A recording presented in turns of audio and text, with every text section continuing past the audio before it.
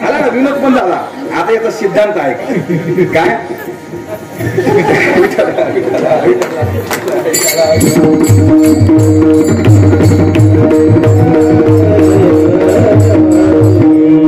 आता सिद्धांत आहे का? काय सिद्धांत आहे याचा? तो मुलगा स्त्रीचं पात्र करण्याकरता, द्रौपदीचं पात्र करण्याकरता तो नाही म्हणत होता. मुळात तो कोण होता? पुरुष होता. बरोबर आहे की नाही? त्याच्या अंगी काय होतं? पुरुषत्व होतं. मग तुम्ही मला सांगा, त्याने स्त्रीचं पात्र केलं, मग त्याच्या का पुरुषत्वावर बाध आला का? झोपले तर नाही ना? त्याने कशाचं पात्र केलं? स्त्रीचं पात्र केलं. रात्री त्याने द्रौपदीचं पात्र केलं, म्हणजे याचा अर्थ त्याला लोक काय नाही. मग दुसऱ्या दिवसापासून नंतर त्याच्या मुली संलग्न म्हणजे मुला संलग्न करायचं ठरवलं का? त्याचं का? त्याचं कारण आहे. सोंग ही अशी प्रक्रिया आहे की सोंग केल्यानंतर त्याच्या मूळ स्वरूपावर कुठल्याही प्रकारचा परिणाम होत नाही. त्याला सोंग म्हणतात.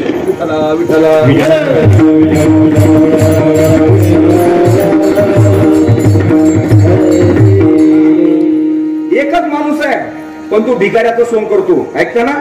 एकच माणूस आहे तो राजाचं सोंग करतोय.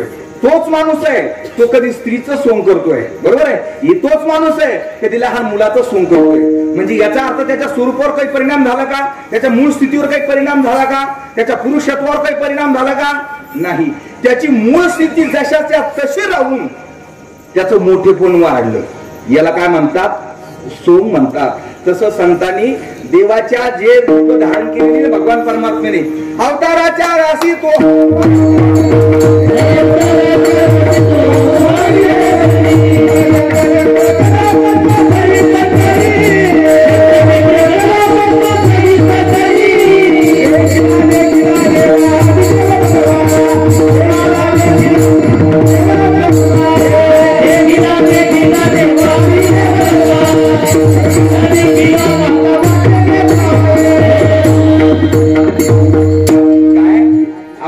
राशी तो हा उभा विटेवरी. तो विटेवर बाबू आहे ना, तो कसा आहे? सामान्य नाहीये. त्यांनी एक अवतार धारण नाही केलेला. किती अवतार? अवताराच्या राशी. अनंत अवतार घेसी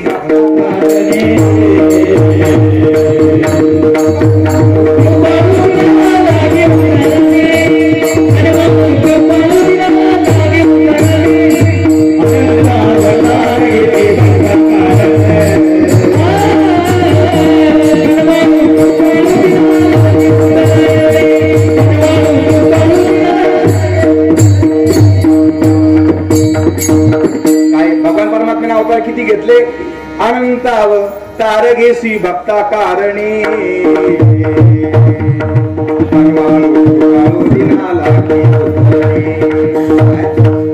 भक्तांच्या रक्षणार्थ भगवान परमात्म्याने अनंत अवतार धारण केली.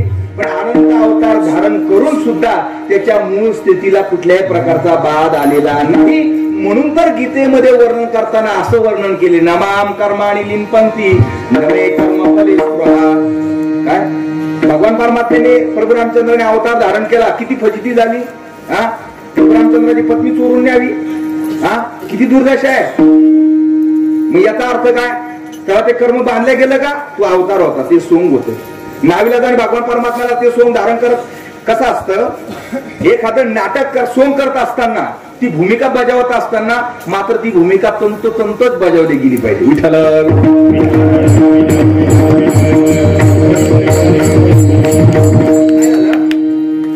बरं का बाबासाहेब भाऊ, एका माणसाने संन्यासाचं सोंग घेतलं. ऐकता तुम्ही?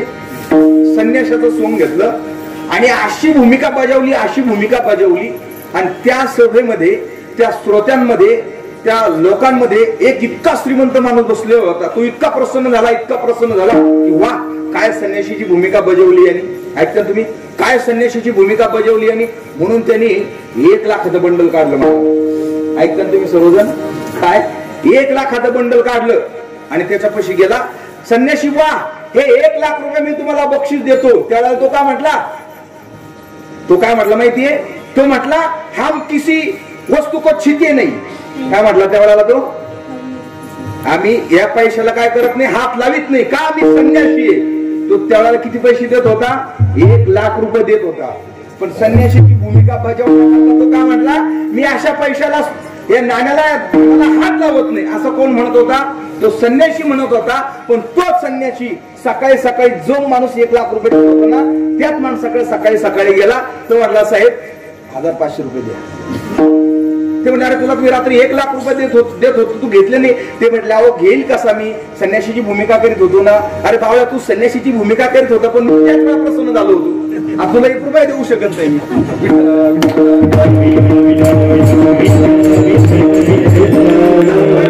जे सोम धारण केलं, जे पात्र धारण केलं ना, ते पात्र तंतोतंत रंगवण्याकरता मात्र पूर्ण कष्ट आणि पूर्ण त्याच्यामध्ये सर्व गोष्टी होताव्या लागतात. तसं भगवान परमात्म्यांनी, भगवान प्रभू रामचंद्रांनी मात्र त्यांच्या जीवनामध्ये केलेला आहे. त्यांच्या पत्नीचा जो वियोग आहे तो 2 वेळेला भगवान परमात्म्यातून घडलेला आहे. याचा अर्थ भगवान परमात्म्याला कर्माने बांधलं म्हणून नाही घडलेला, परंतु तो कशा करता केला भगवान परमात्म्याने? यज्ञाचरती श्रेष्ठ तत्तदेव तो जना. काय येत वडील जे करीती तया नाम धर्म ठेवीती.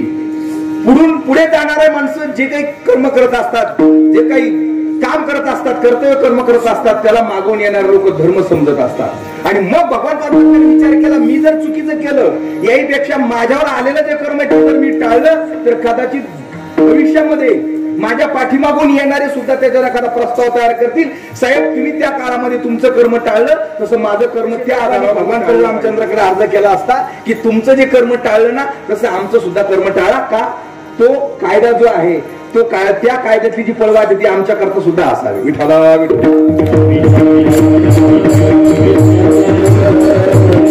भगवान परमात्म्याने जी रूप धारण केलेली आहेत ना, ही सोंग आहेत. आणि सोंग असल्या कारणाने भगवान परमात्म्याला कुठल्या प्रकारचं कर्म लागत नाही.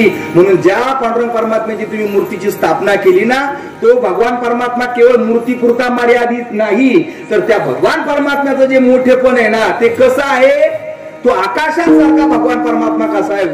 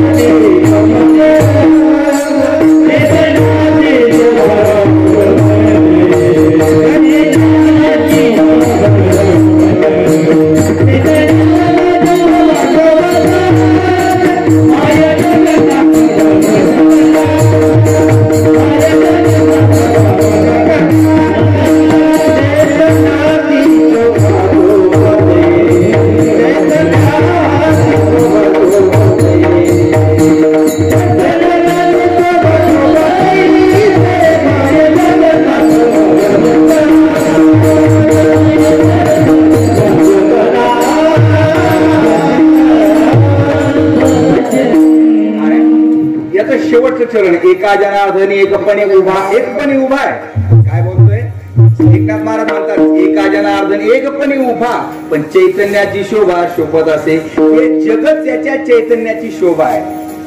विठ्ठल जडी स्तडी भरला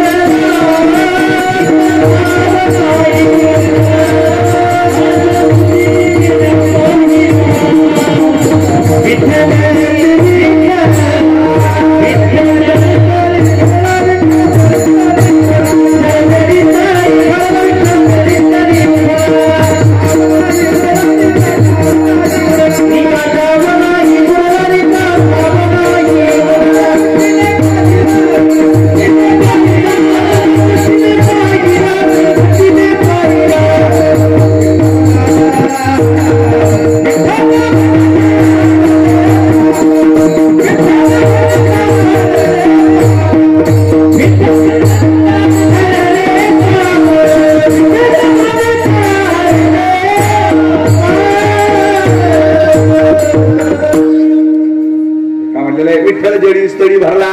तो विठ्ठल कसा आहे?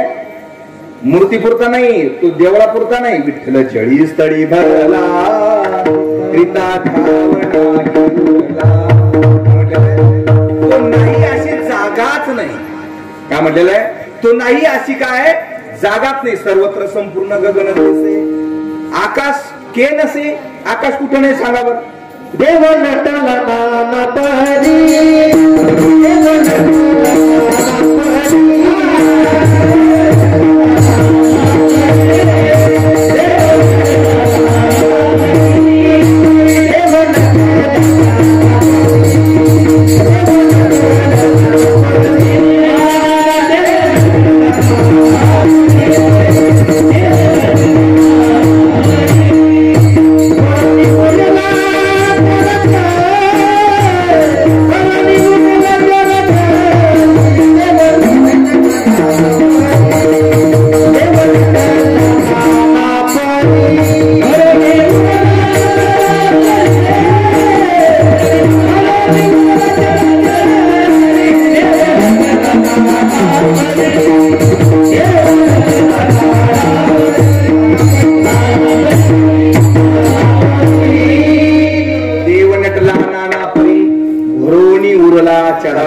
असा भगवान परमात्मा लक्षात. मग तुम्ही म्हणाल का हो तो निराकार आहे, निर्गुण आहे, मग यांनी अवतार कशा करता धारण केली, कशा करता हा अवताराला आला, त्याची काय गरज होती अवताराला येण्याची? हा भक्ताला त्रास देण्याकरता आलाय का? काय गरज होती त्याची यायची? त्याने तिथंच थांबायचं. ज्या निराकार तत्वामध्ये होता तिथंच थांबायचं. कशा करता आला?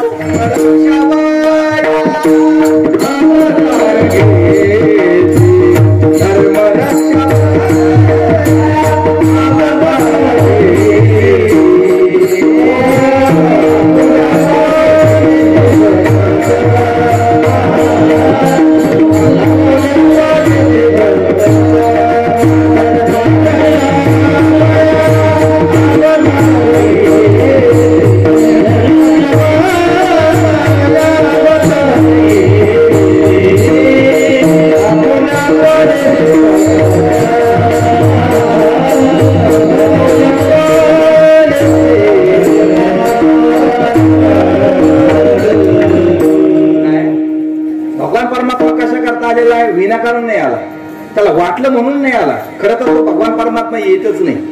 आणि तो भगवान परमात्मा त्याला मुळात तत्व कोणता आवडतं माहितीये का? निराकार, निर्गुण. निर्गुण हा विषय तो भगवान परमात्म्याच्या आवडीचा विषय. मूळ त्याचं स्वरूप तसंच आहे, पण तरी का अवतार धारण करतो त्याचा तो नाविलाज आहे. का की तो अवतार धारण करत असताना धर्माची स्थापना हा दुय्यम स्थान आहे. महाराज ऐका बरं, लक्षपूर्वक ऐका तुम्ही, त्याचं मोठेपण आपल्याला प्रगट करायचं आहे. धर्माची स्थापना हे दुय्यम स्थान आहे. काय परित्राणास विनाशाचे दुष्कृतम हे सुद्धा दुय्यम स्थान आहे. पण प्रथम स्थान कोणतं आहे? परित्राणाय साधूना. पहिला शब्द गीताकाराने उच्चारला कोणता? परित्राणाय साधू. भक्त राखे पाया पासी,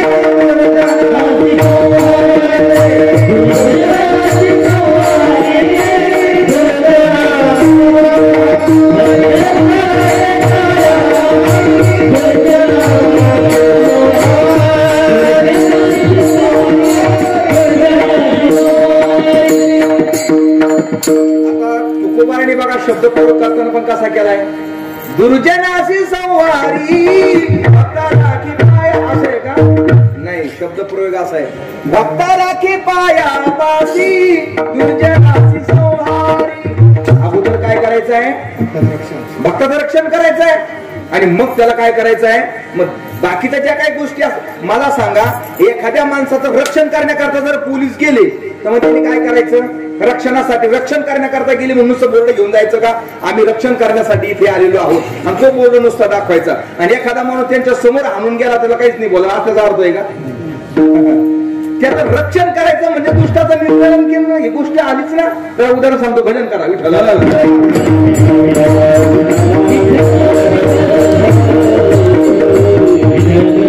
सासूबाईने सुनबाईला सांगितलं, बघ दूध तापायला ठेवलेलं आहे, एखादी मांजर बिंजर येईल, लक्ष ठेव. तिला पिऊ देऊ नको. ऐकता तुम्ही सर्वजण? सासूबाई सुनबाईला सांगते मी जरा शेजारणीकडे जाऊन येते, मला त्यांच्याशी भेटायचं काम आहे. तेवढ्या वेळामध्ये जर मांजर वगैरे काही आली ना तर तिला दूध पिऊ देऊ नको, तिला म्हणजे तिला आत येऊ देऊ नको. ती म्हणते काही हरकत नाही. मग प्रकार बघा बरं का, ती बिचारी त्या दुधापाशी मस्त निवांत बसली. मांजरी येते का त्या मांजरीची वाट पाहते. तिच्या समोर एक कुत्रा आलं. ऐका बरं का, तिच्या समोर कुत्रा आलं, तिच्या समोर ते दूध पित आहे आणि ती सुद्धा मस्त छानपैकी ते दूध पिताना पाहते की हे दूध कसं पित आहे म्हणून. आणि त्याच्यानंतर पुन्हा सासूबाई आली, पाहते तर दुधाचा तपास नाही. ती म्हणली का ग हे दूध काय म्हणणार, काय झालं? ती म्हणली कुत्री पेली, कुत्रं पेलं. आपण तुला सांगितलं होतं ना. ते म्हटले तुम्ही तर पुढे कुत्र्या सांगितलं, तुम्ही फक्त मांजरीचं सांगितलं.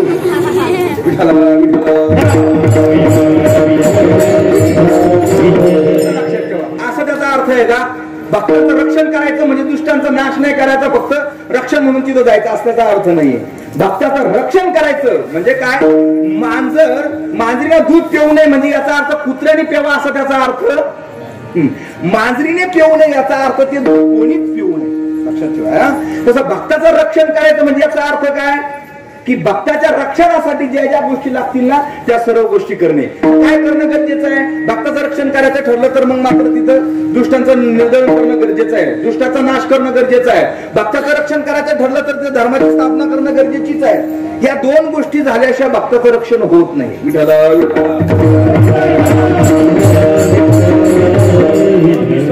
म्हणतात हा भगवान परमात्मा ना आमच्यावर इतका प्रेम करतो, इतका प्रेम करतो की धर्माची स्थापना हा विषय बाजूला आहे, त्यातल्या त्यात दुष्टांचं निर्दलन ही गोष्ट बाजूला आहे.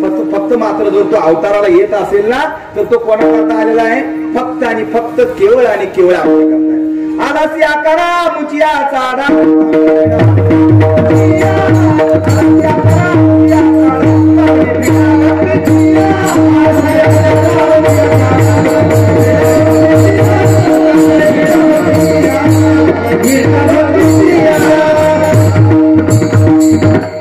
नाही आनंदाची जोडा सांगता गोष्टी लागती गोडा. आलासी आकारा आमुची चाडा तुका म्हणे भिडा. कोणाच्या इच्छेकरता भगवान परमात्मा अवतरला आहे? देवाहाती रूप धरवू रूप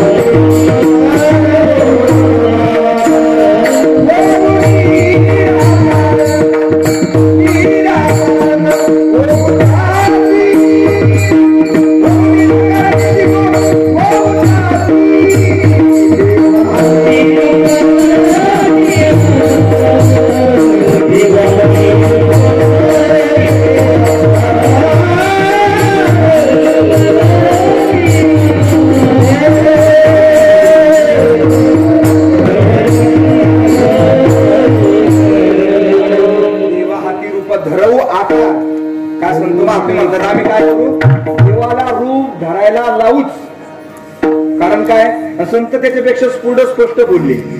जो देव अवताराला आला ना आणि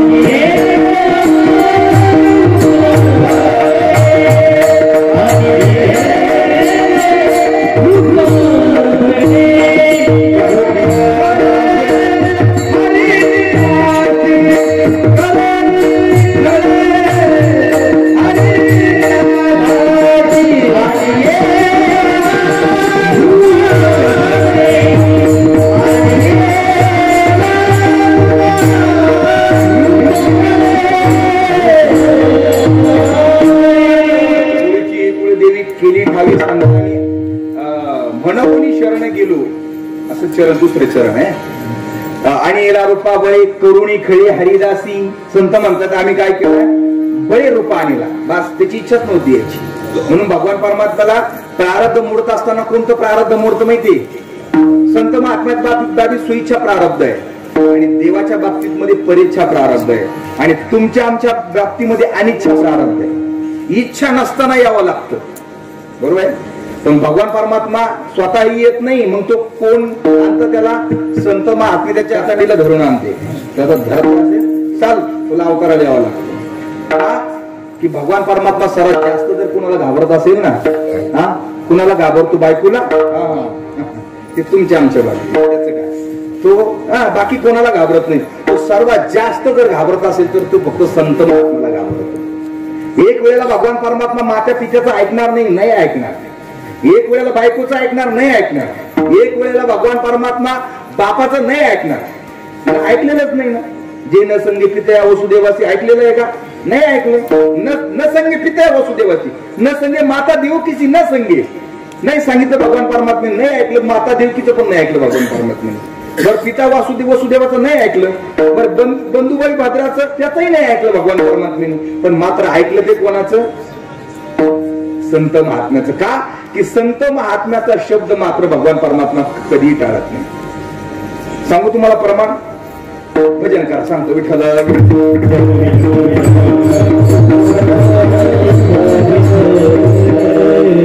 पुढे जो कवना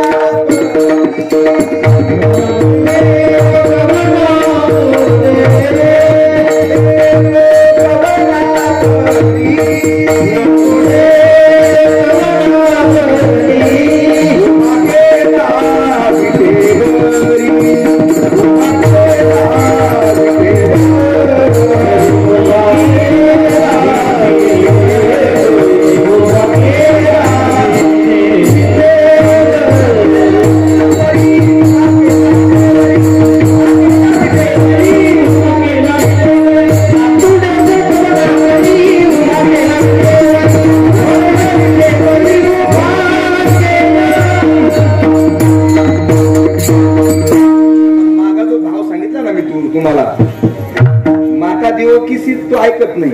त्याचं कारण आहे तुकोबाराने सांगितले नातुडे जो कवना परी न आतुडे जो कवना परी जो कोणालाही आकळत नाही ना उभा केला विटेवरी.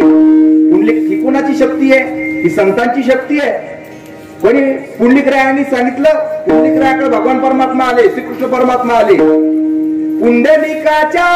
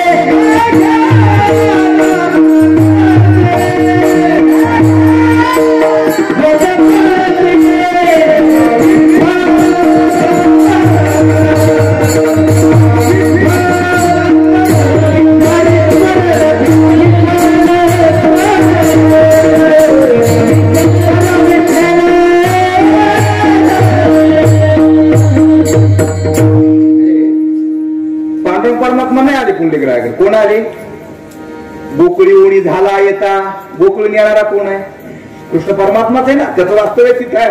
आणि गोकुळातून तो भगवान परमात्मा कुणाकडे आला पण पुंडलिकरायांकडे आला. बरं आला तर आला पुंडलिकरायांकडे आला आणि सांगितलं पुंडलिकरायांना सांगितलं मला उभं राहण्याकरता जागा दे. मला उभं राहण्याकरता जागा दे. पुंडलिकरायाने सांगितलं मला तुमच्याशी बोलण्याकरता वेळ नाहीये. त्याच्यापेक्षा पुंडलिकरायाने वीट फेकली सांगितली या विटेवरती उभा राहा. किती दिवस उभा राहू ते म्हटले त्याने सांगतायत फक्त तू उभा राहा. युगे झाले 28 हा म्हणजे 28 युग झाली पण अजून भगवान परमात्मा तसा अजून हालचाल सुद्धा नाही. असं सुद्धा हालत नाही. आपण कीर्तनाच्या 2 तासामध्ये किती वेळा हालतो. खाली पाय करील वर पाय करील बिचारा डोक्यावर उभा राहत नाही. बरं आहे कीर्तन करायचं भाग्य. विठ्ठल विठ्ठल ऐका बरं का लक्षपूर्वक ऐक. मला चिंतन सांगायला माझ्या वाटते. विनोद ही गोष्ट खूप छोटी. माझ्या जीवनात हे लय मोठं दुर्दैव आहे महाराज. त्याचं कारण आहे आम्ही शास्त्र शिकायचं जोग महाराज वारकरी शिक्षण संस्थेमध्ये 4-4 वर्ष अभ्यास करायचा आणि इथं येऊन पुन्हा टिवल्या बावल्याच करायची वेळ येत असेल तर मला असं वाटतं फाशी घेतलेली बरी.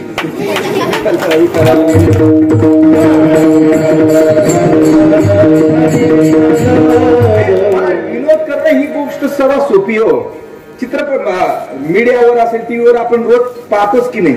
आणि वर्षातून फक्त 7च दिवस तुमच्या पदरामध्ये आहे. हे चिंतन ऐकण्याची बुद्धी आपली झाली पाहिजे. म्हणून माझा विशेष करून जो प्रयत्न असतो तो कशावर असतो चिंतनावरती असतो. कारण आपण जो अभ्यास केलेला आहे हा जर मांडण्याची जर संधी भेटत नसेल तर खूप अवघड परिस्थिती आहे. मग एक दिवस मी विनोद करणं काय गोष्ट आहे. विनोदकारांच्या ज्या कॅसेटी ती ऐकायच्या. थोडस विनोद ऐकले की विनोद सांगण्या काही एवढी गोष्ट अवघड कठीण थोडी आहे.